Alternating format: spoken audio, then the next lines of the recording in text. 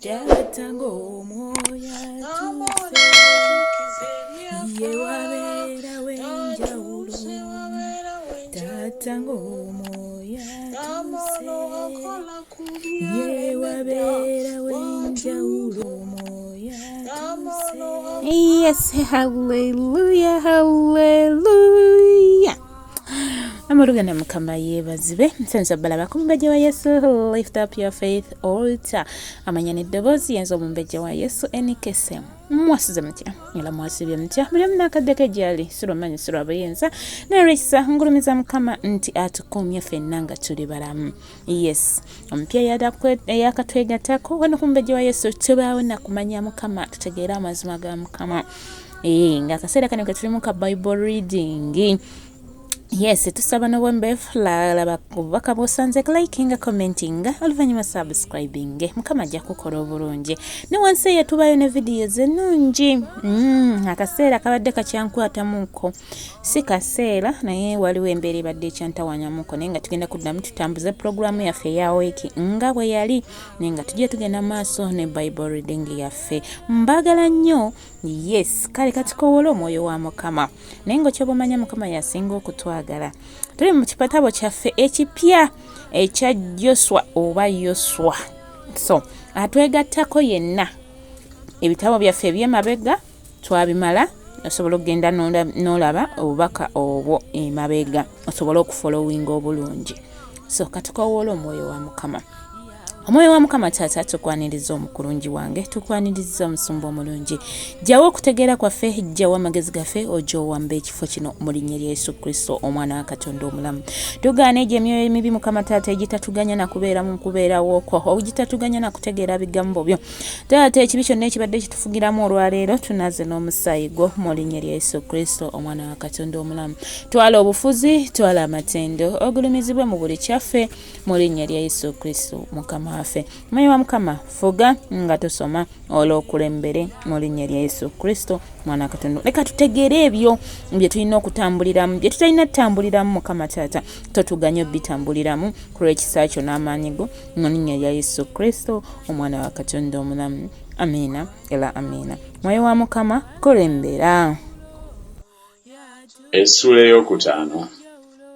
Awo bakabaka bonna ab'Abamoli abali emitala wa Yoludaani ku luuyi olw'ebugwanjuba ne bakabona ab'Abakanani abali ku nnyanja bwe baawulira Mukama bwe yakaliza amazzi ga Yoludaani mu maaso g'abaana ba Isirayiri okutuuka bwe twamala okusomoka, omutima gwabwe ne gusaanuuka so nga tewakyali alina omwoyo mu bo olw'abaana ba Isirayiri.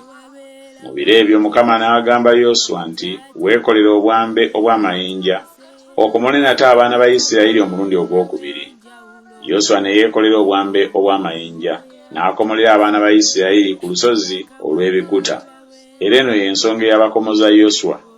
Abasajja bonna abaava mu Misiri, abalwanyi bonna ne bafiira mu ddungu mu kkubo bwe baamala okuva mu Misiri, kubanga abantu bonna abaavaayo ne bakomolwa, naye abantu bonna abaazaalibwa mu ddungu mu kkubo nga bava mu Misiri nga tebakomolwanga.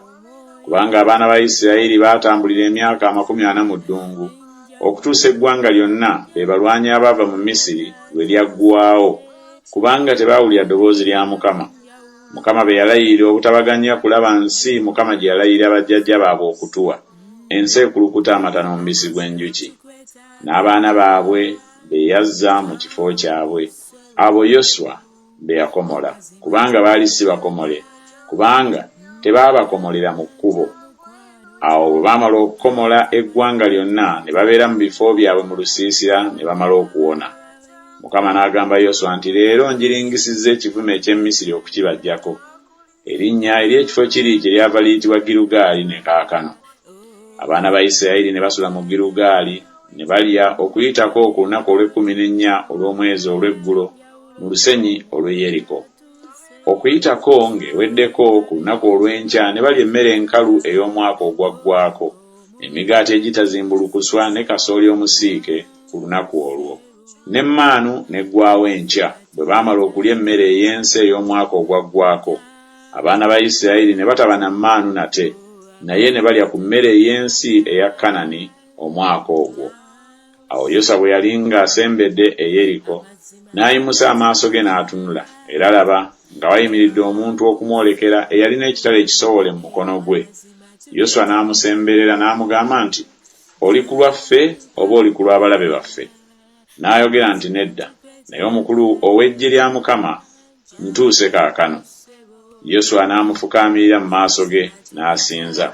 N'amugamba nti, Mukama wange agamba atya omuddu we?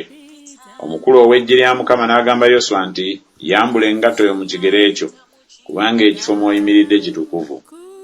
Yoswa n'akola bw'atyo.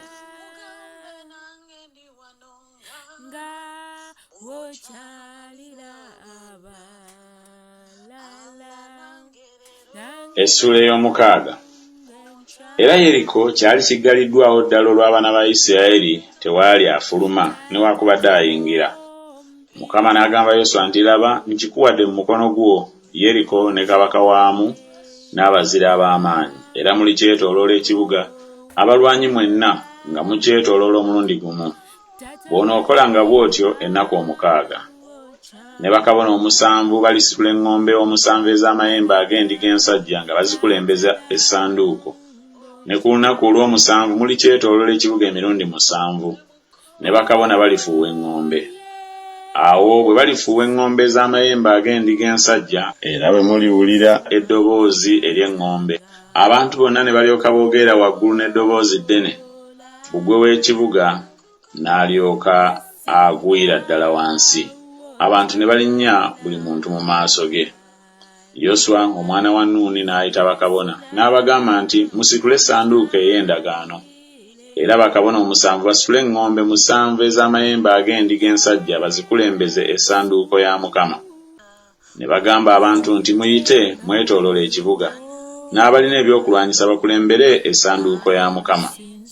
Awo Yoswa bwe yamala okwogera n'abantu, bakabona 7 abaasitula eŋŋombe 7 ez'amayembe ag'endiga ensajja mu maaso ga Mukama ne bayita ne bafuuwa eŋŋombe, essanduuko ey'endagaano ya Mukama ng'ebavaako ennyuma. Abalina ebyokulwanyisa ne bakulembera bakabona abaafuuwa eŋŋombe, ab'ennyuma ne bagoberera essanduuko nga bafuuwa eŋŋombe nga batambula. Yoswa n'alagira abantu ng'ayogera nti, temwogerera waggulu, n'eddoboozi lyammwe lireme okuwulirwa, n'ekigambo kyonna kireme okuva mu kamwa kammwe, okutuusa ku lunaku lwe ndibalagira okwogerera waggulu, ne mulyoka mwogerera waggulu.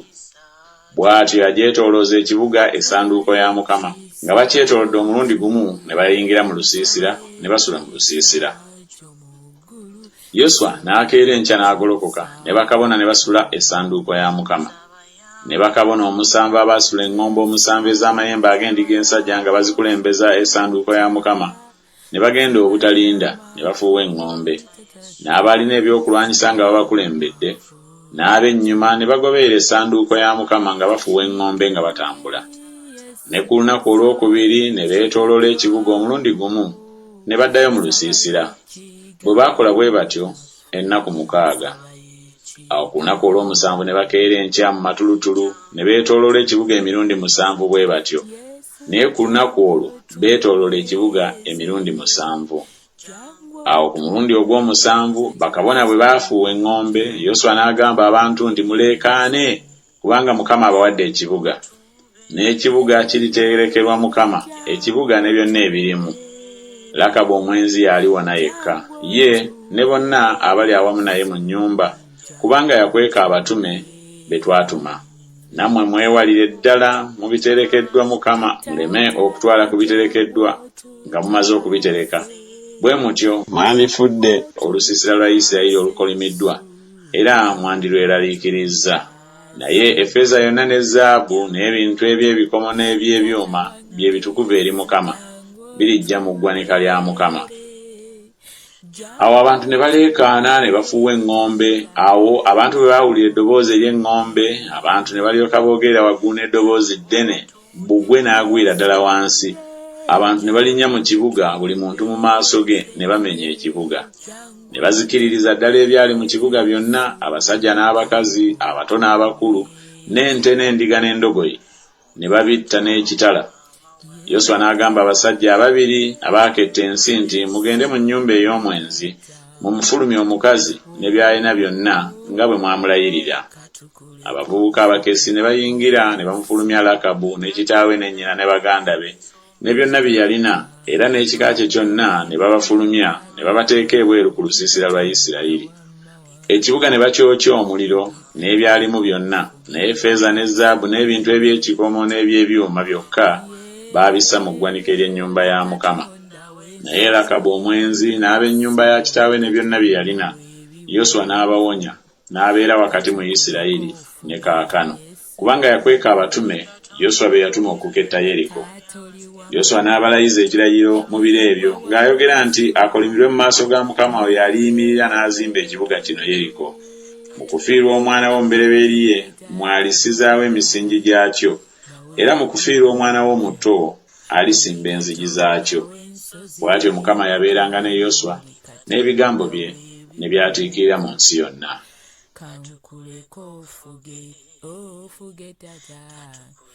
Tata wange nkuyita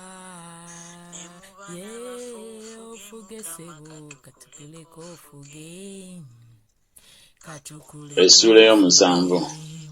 Naye abaana ba Isirayiri ne boonoona mu biterekeddwa, kubanga Akani omwana wa Kalumi, omwana wa Zabudi, omwana wa Zeera ow'ekika kya Yuda n'atwala ku biterekeddwa.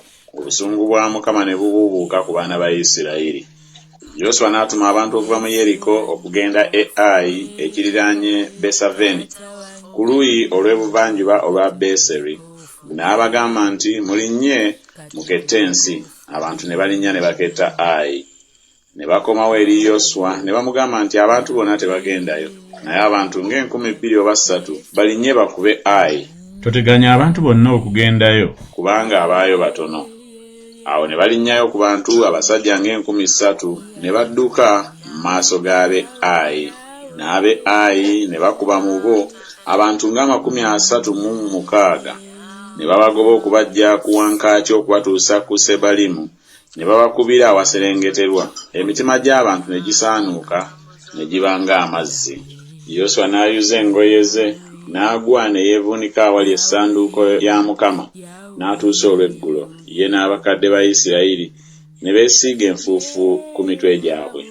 Yoswa n'ayogera nti woowe Ayi Mukama Katonda, okusomosa kiki ekyakusomosa abantu bano Yoludaani okutuwaayo mu mikono egy'Abamooli okutuzikiriza? Singa twakkiriza okutuula emitala wa Yoludaani. Ayi Mukama, n'ayogera ntya Abayisirayiri bwe bamaze okubakuba amabega abalabe baabwe? Kubanga Abakanani n'abali mu nsi bonna baliwulira, balituzingiza, balijja erinnya lyaffe ku nsi. Naawe olirokola otya erinnya ly'ekkulu? Mukama n'agamba Yoswa nti golokoka, kiki ekikugwisizza bw'otyo okwevuunika?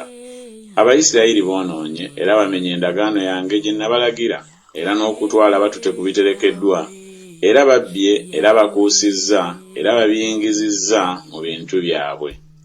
Ekyo kye kibalobera abaana ba Isirayiri okuyimirira mu maaso g'abalabe baabwe ne bakuba amabega abalabe baabwe, kubanga bafuuse abakolimiddwa. Sijja kuddayo kubeera nammwe wabula nga muzikirizza ekyo kye mugugubiddeko. Mukale mutukuze abantu, mwogere nti mwetukulize olunaku olw'enkya, kubanga Mukama Katonda wa Isirayiri bw'ayogera bw'ati nti waliwo ekiterekeddwa wakati mu ggwe Isirayiri. Toyinza kuyimirira mu maaso g'abalabe bo nga temunnakiggyawo ekiterekeddwa mu mmwe. Kale enkya munaasemberezebwa mu bika byammwe. Awo ekika Mukama ky'anaalondamu kinaasembera ng'enda zaakyo bwe ziri. N'enda Mukama gy'anaalondamu eneesembera mu nnyumba zaayo. N'ennyumba Mukama gy'anaalondamu eneesembera buli muntu. Awo olunaatuuka anaalondebwa ng'alina ekiterekeddwa anaayokebwa omuliro ne by'alina byonna, kubanga amenye endagaano ya Mukama era kubanga akoze obusirusiru mu Isirayiri. Awo Yoswa n'akeera enkya n'agolokoka n'asembeza Isirayiri ng'ebika byabwe bwe byali, n'ekika kya Yuda ne kirondebwa. N'asembeza enda ya Yuda, n'alonda enda eya Bazera. N'asembeza enda eya Bazera buli muntu. Zabudi n'alondebwa. N'asembeza ennyumba ye buli muntu.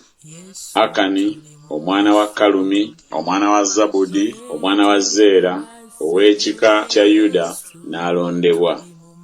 Yoswa n'agamba Akani nti mwana wange nkwegayiridde omuwe ekitiibwa Mukama Katonda wa Isirayiri, omwatulire era oŋŋambe kaakano ky'okoze tokinkisa. Akani n'addamu Yoswa n'ayogera nti, mazima nyonoonye eri Mukama Katonda wa Isirayiri n'enkola bwenti ne bwenti. Bwe nalaba mu munyago ekyambalo ekirungi ekya Sinaali ne sekeri ez'effeeza 200 n'olulimi olwa zaabu ekigero kyalwo esekeri 50, ne ndyoka mbiyaayaanira ne mbitwala. Era laba bikwekeddwa mu ttaka wakati mu weema yange n'effeeza wansi waakyo. Awo Yoswa n'atuma ababaka ne bagenda mbiro mu weema ye, era laba nga kikwekeddwa mu weema ye n'effeeza wansi waakyo. Nabo ne babijja wakati mu weema ne babireetera Yoswa n'abaana ba Isirayiri bonna, ne babissa wansi mu maaso ga Mukama. Ne Yoswa n'Abayisirayiri bonna awamu naye ne batwala Akani omwana wa Zeera n'effeeza n'ekyambalo n'olulimi olwa zaabu n'abaana be ab'obulenzi n'ab'obuwala n'ente ze n'endogoyi ze n'endiga ze n'eweema ye ne byonna bye yalina, ne babalinnyisa mu kiwonvu Akoli. Yoswa n'ayogera nti, kiki ekyakutweraliikirizisa? Mukama anaakweraliikiriza ggwe leero. Abayisirayiri bonna ne bamukuba amayinja, ne babookya omuliro, ne babakuba amayinja, ne bamutuumako entuumu ennene ey'amayinja ne kaakano. Mukama n'akyuka okuleka obusungu bwe obukambwe. Erinnya ery'ekiwonvu kiri kyeryava liyitibwa ekiwonvu Akoli ne leero.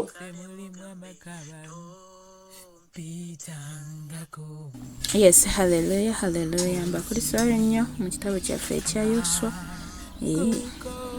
Abampeera omukisa Mukama nga tweyongerayo, teweerabira omupya kusubscribinga, likinga, commentinga. Oluvannyuma kona ka notification bell ojja kuba ofunye obutuuze mu linnya lya Yesu Kristo, omwana wa Katonda omulamu. Mbagala nnyo naye Mukama yasinga okutwagala. Mbagaliza olunaku olulungi olw'essanyu olw'emirembe mu linnya lya Yesu Kristo, omwana wa Katonda omulamu.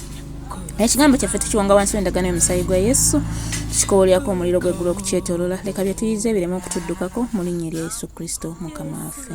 Shalom, shalom, shalom, shalom. Ndawe ebiwonvu kankuleko ofuge tata, tata wange nkuyita, ofuge sebo, katukuleko ofuge mu